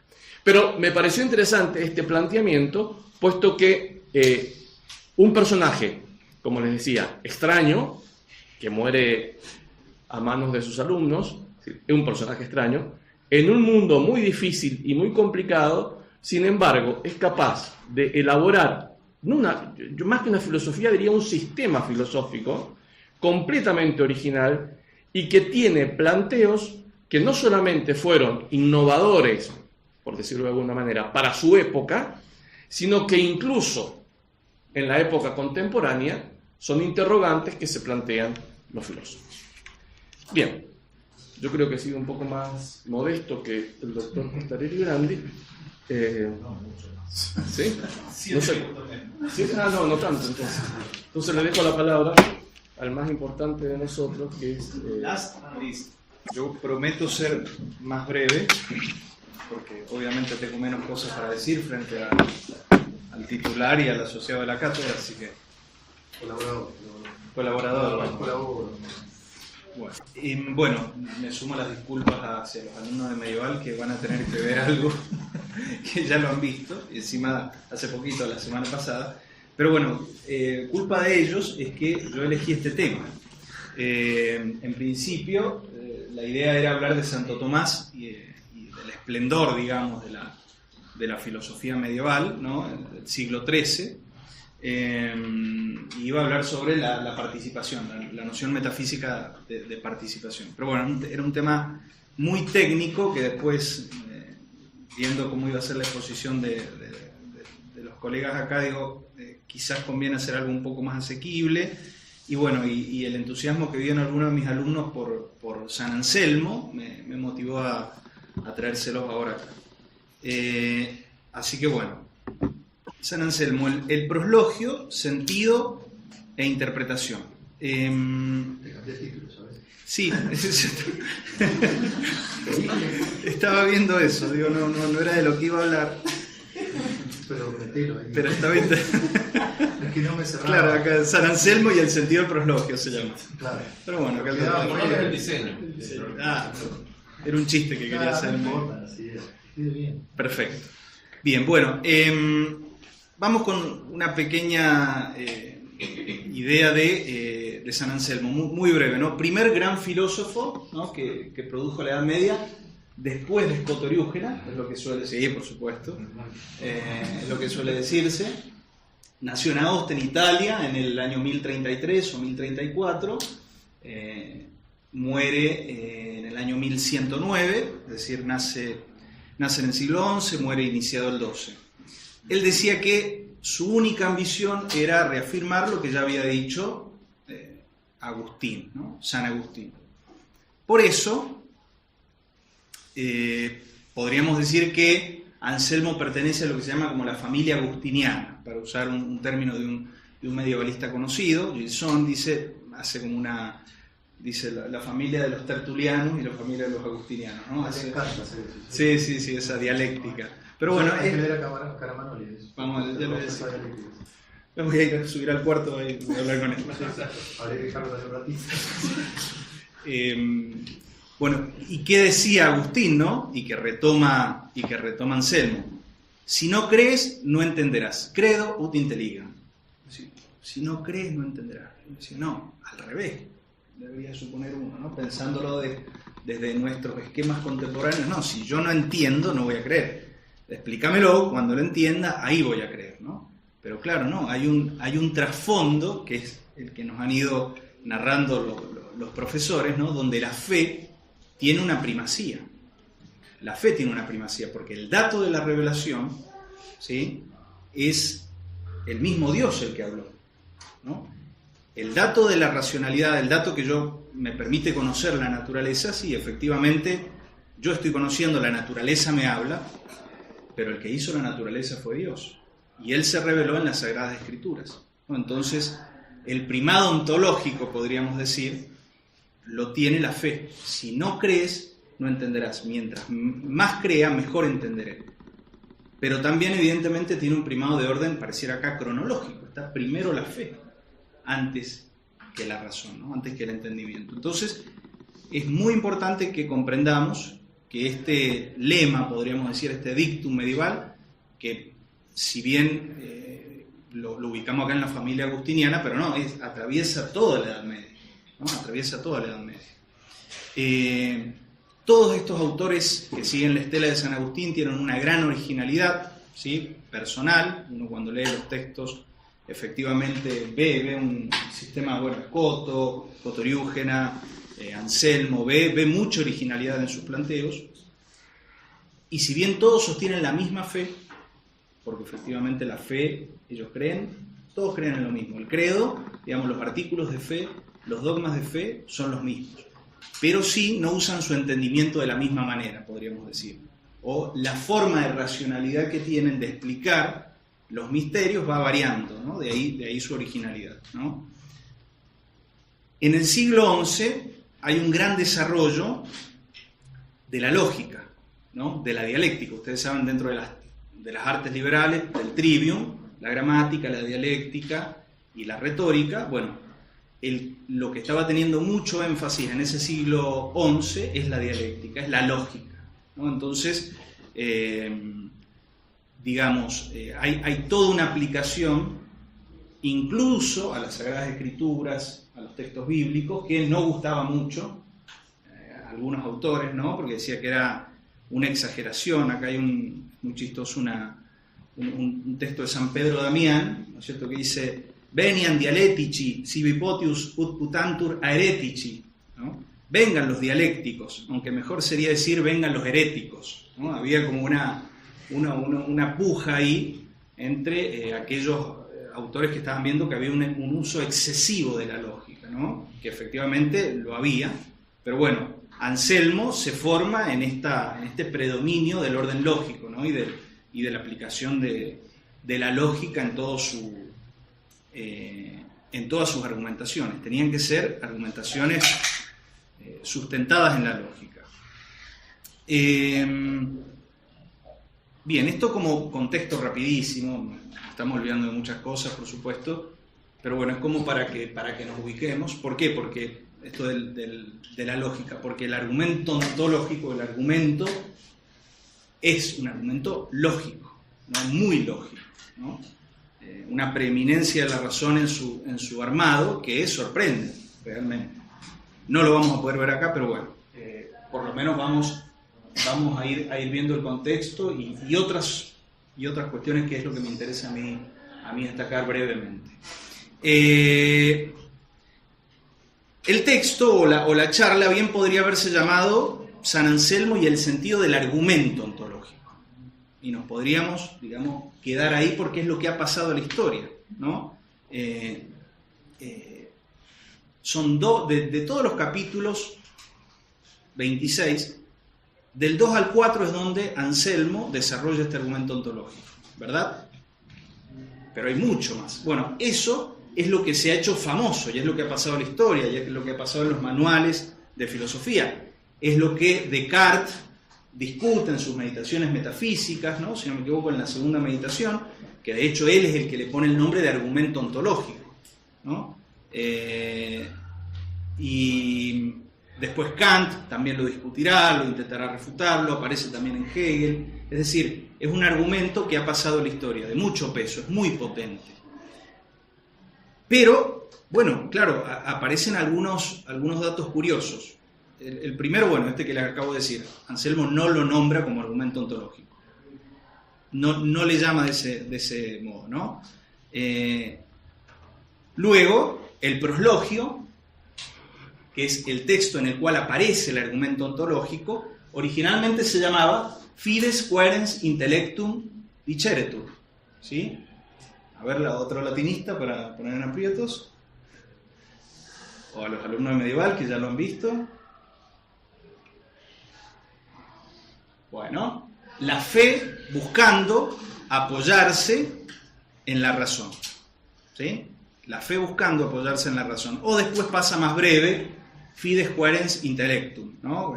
La fe busca el entendimiento, o la fe busca entender. Incluso se ha convertido en un lema, ¿sí? Algunas editoriales aparecen ahí, o un lema de la Edad Media, Fides Quaerens Intellectum, ¿verdad? Ese era el auténtico nombre que le puso Anselmo. Pero después su abad le dice, me parece que le había dicho, mirá, necesitamos que venda esto, ¿no? O algo así. Esto no se lo vendemos a nadie. Bueno, proslogio. Decía poner proslogio, que es una palabra de origen griego y significa alocución, ¿no? Antes él había hecho el famoso monologium también, no tan famoso como este, pero bien famoso. Un texto previo, bueno, donde él va haciendo toda una serie también de argumentaciones, pero varias, para demostrar la existencia o para dar razones de la existencia de Dios, ¿no? Bueno, y el tercer dato, que en parte ya lo dije, es esto de que el texto es mucho más amplio. Son 26 capítulos, ¿sí? Donde hay un proemio, donde da sus motivos y el contexto de la obra. Hay un capítulo 1 que es una especie de... no, una especie, es una plegaria, una oración, una súplica, que es donde yo voy a hacer foco ahora. Después, los capítulos 2 a 4, como les dije, que es donde está propiamente este famoso argumento ontológico. Y fíjense, la mayoría del texto es una demostración de los atributos de la naturaleza divina y de otras cuestiones teológicas que van derivándose, otros asuntos importantes de ahí, ¿no? Entonces, uno ya va entendiendo que el contexto, ¿no? El cotexto y el contexto que le quiere dar Anselmo es distinto, aunque a la historia haya pasado como un lógico, simplemente como un lógico que abordó o hizo un argumento de orden dialéctico para demostrar la existencia de Dios, ¿no? Cosa que uno diría, bueno, este hombre es un moderno, simplemente, ¿no? Usa la dialéctica, y ¿dónde está toda esa tradición medieval? Si él está ahí, ¿no es cierto?, en el siglo XI, en la Edad Media. Bueno, esta es una de las cuestiones que vamos a ir viendo.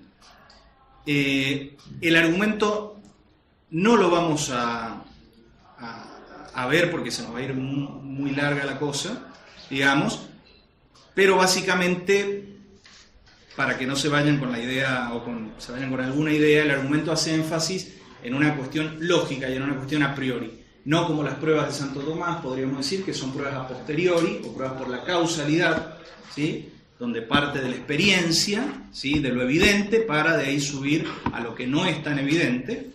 Acá el proceso de Anselmo, curiosamente, es muy distinto. Yo se lo voy a dejar para que ustedes lo lean. Como verán, es cortito, del 2 al 4, y es muy interesante. Realmente, uno, a medida que yo lo sigo dando y le sigo descubriendo ribetes, ¿no es cierto?, de novedad, y de que por ahí me convence, por ahí no me convence, aparecen elementos muy interesantes, pero gira en torno a la existencia, al atributo de la existencia.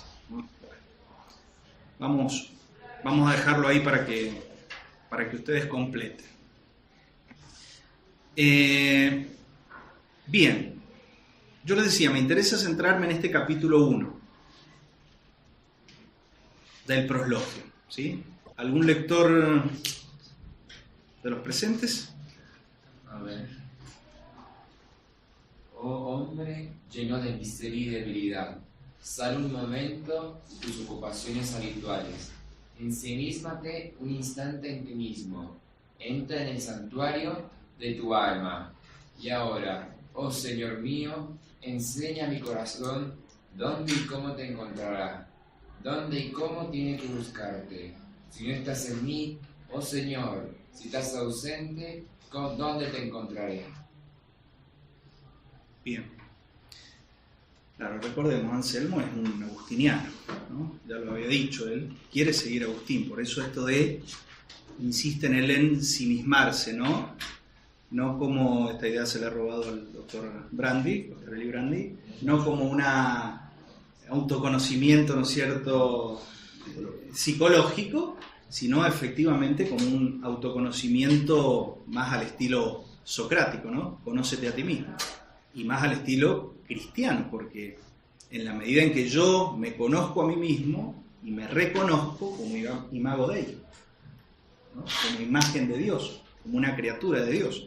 De ahí, bueno, la famosa frase de Agustín, noli foras ire, no vayas afuera, en el interior del hombre habita la verdad, no vayas afuera, noli foras ire. Eso Anselmo lo sabe, lo conoce, lo tiene claro, digamos, ¿no? Y encima, como el hombre es la más perfecta de esas criaturas, ¿sí?, por lo menos en el orden terrenal, sí se puede reconocer en ese movimiento de autoconocimiento como imago Dei, ¿sí? Y es una plegaria, ¿no? Esto es muy importante, esto es fundamental, y acá se ve claramente la primacía de la fe. Él está pidiendo algo al Creador, ¿no? Y ahora, oh Señor Dios mío, enseña a mi corazón dónde y cómo te encontrará, dónde y cómo tiene que buscarte, ¿no? La primacía de la fe se ve claramente en este texto. Dame más fe para que yo crea mejor, y si creo mejor, mejor te entenderé. De nuevo, esto puede parecer, cuando yo lo doy me da mucho prurito, porque se lo doy a los chicos medieval, parece una clase de catequesis, ¿no? Pero les debo ser sincero, les digo, si no, los corto el capítulo 2 del 4 y les doy el argumento ontológico y vamos, y se acabó. Y no estaría siendo correcto, ¿no? Estaría cercenando el espíritu del autor, que dice esto en el capítulo 1, antes de empezar a especular o antes de empezar a enunciar el famoso argumento ontológico. Próximo, ¿alguien que lea? Enséñame a buscarte, muéstrate al que te busca, porque no puedo buscarte si no me enseñas el camino. No puedo encontrarte si no te haces presente. Efectivamente, acá, nuevamente, pide el auxilio divino, ¿no? Y que en la mentalidad, en la cosmovisión de Anselmo, es la gracia. ¿Sí? Esa fue una de las preguntas que salió en la clase, ¿no? Porque uno dice, bueno, le pide ¿sí? una plegaria genérica, general a un Dios. No, es un Dios concreto, específico, el Dios de la revelación, el Dios cristiano, a una persona, que es trina, ¿no? Pero le está pidiendo a una persona específica, a Cristo, que ilumine, ¿verdad? Que le enseñe a buscar. De nuevo, nuevamente, la fe como preeminencia, no como negadora, sino como prolegómeno, para decirlo en términos modernos, ¿sí? De la inteligencia, del entendimiento. Próximo texto, si esto me acompaña. ¿Sí? Reconozco, Señor, y te doy gracias que has creado en mí esta imagen para que me acuerde de ti, para que piense en ti, para que te ame. Pero esta imagen se halla tan deteriorada por la acción de los vicios, tan oscurecida por el vapor del pecado, que no puede alcanzar el fin que le había señalado desde un principio si no te preocupas de renovarle y reformarle.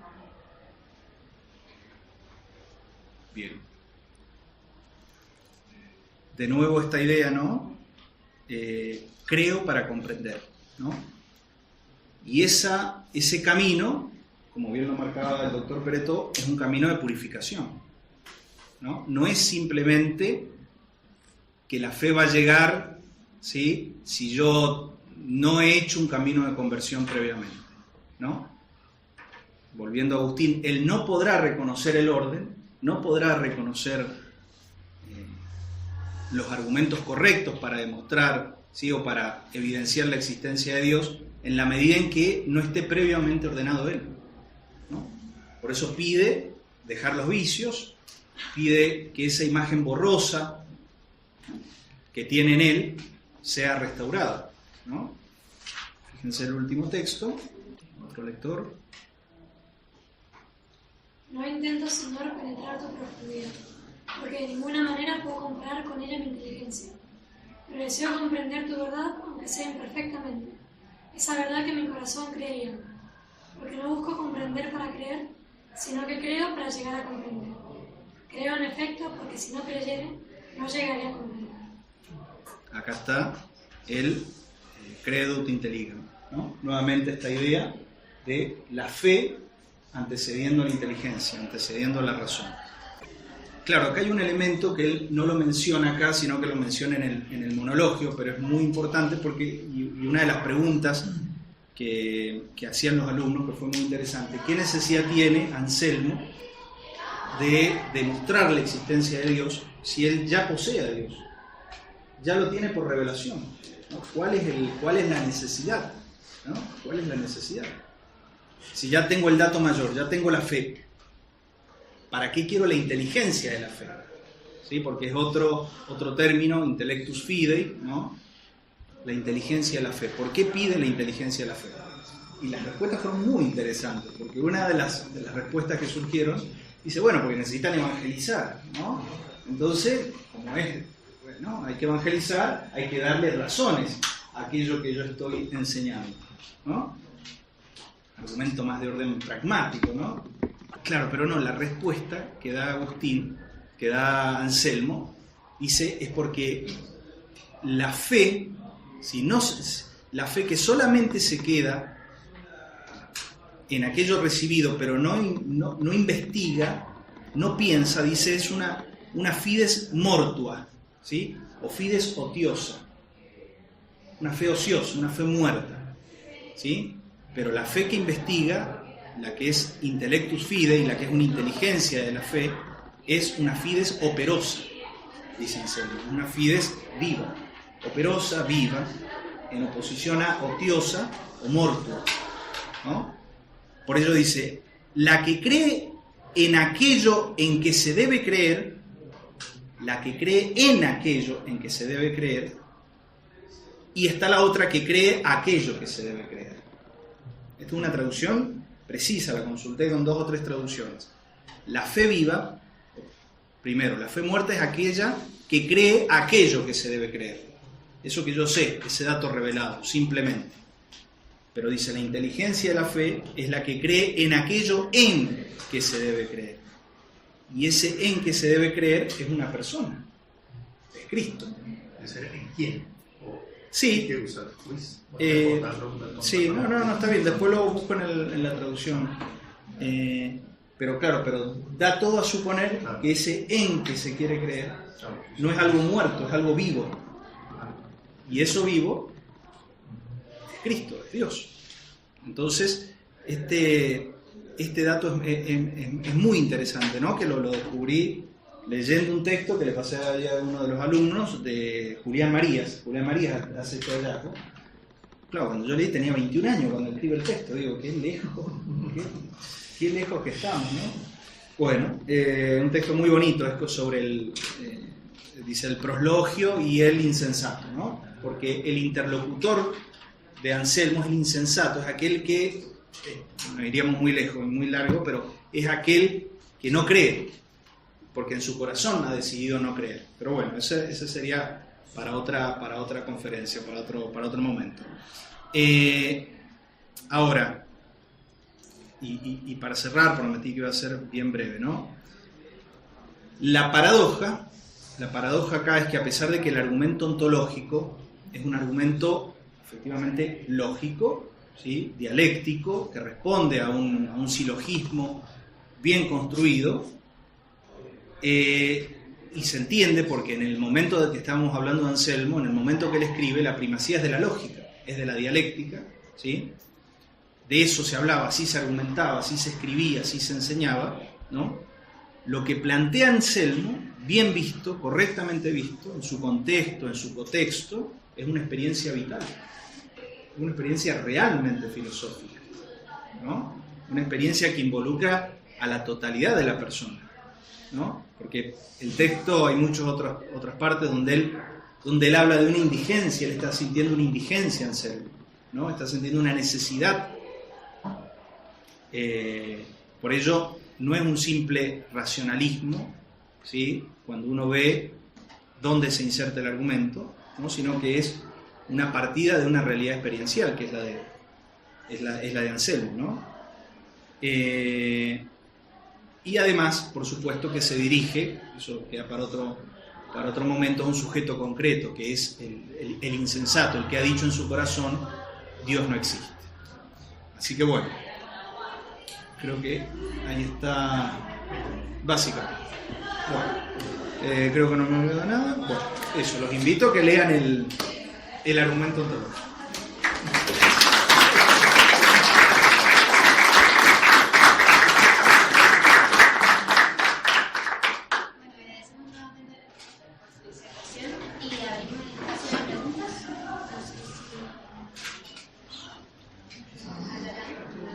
Yo tengo una pregunta al profesor Randy. ¿Cómo justifican los padres de la Iglesia la antigüedad de las escrituras anterior a toda la filosofía? ¿Cómo se justifica esto? O sea, ¿cómo se demuestra? O sea, los filósofos, ellos saben de qué tiempos y qué épocas son. Y justamente en el momento que Moisés está relatando la vida de Egipto y demás, muy anterior a esa época filosófica. Por ejemplo, todavía no estamos en el comienzo. ¿Me entiendes? Es decir, tienen una conciencia clara de que es muy anterior. Pero, digamos, usan el mismo texto para probar. Sí, también para el profesor Randy. si existió en el pensamiento de, perdón la redundancia, de los pensadores medievales, una separación efectiva entre lo que es la metafísica y la religión, como decía el profesor Estradete, que eso es algo que opera a partir de la modernidad. Bueno, creo que lo que dijo Seferino es un ejemplo aplicado al caso de la lógica, de la metafísica y de la religión. Desde el momento que la fe constituye ese elemento formal que unifica la totalidad, es una definición que no. El ejemplo, una definición me parece que al menos merecería una revisión. Cuando uno analiza la suma de teología no tiene ningún problema en ir presentando argumentos que tienen que ver con aspectos religiosos y demás. Lo que pasa es que para nosotros la religión, después de la modernidad, dejó de ser científica o una fuente de información que da el conocimiento de la causa, y por eso es científica, y pasó a ser una experiencia individual, personal, de tu corazón con el Señor Jesús o algo por el estilo. Entonces esa expresión ha transformado, digamos, la religión en otra cosa. Eso esa es la visión moderna, no es la visión de esta gente.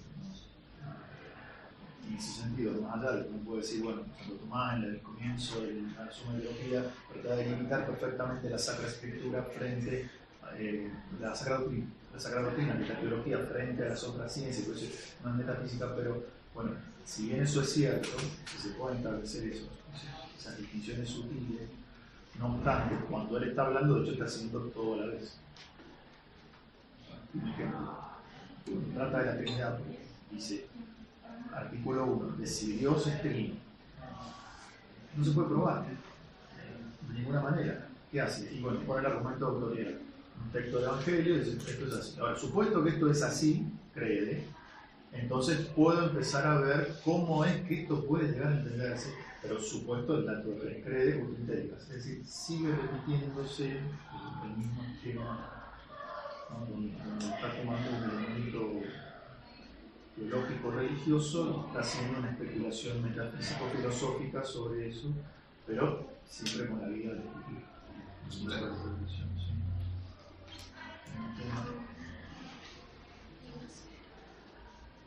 Bueno, agradecemos nuevamente a los profesores con un fuerte aplauso.